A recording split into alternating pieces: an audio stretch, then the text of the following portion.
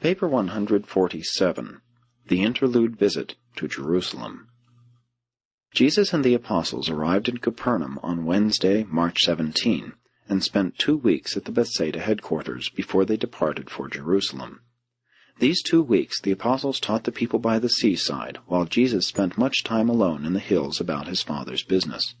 During this period, Jesus, accompanied by James and John Zebedee, made 2 secret trips to Tiberias, where they met with the believers and instructed them in the gospel of the kingdom.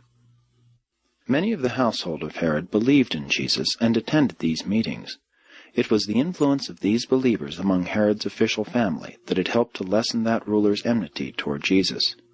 These believers at Tiberias had fully explained to Herod that the kingdom which Jesus proclaimed was spiritual in nature and not a political venture.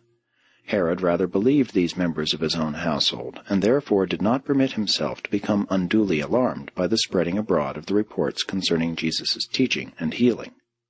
He had no objections to Jesus' work as a healer or religious teacher.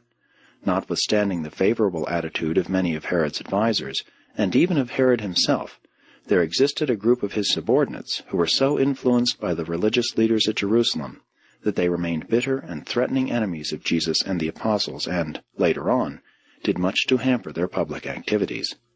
The greatest danger to Jesus lay in the Jerusalem religious leaders and not in Herod, and it was for this very reason that Jesus and the Apostles spent so much time and did most of their public preaching in Galilee rather than at Jerusalem and in Judea.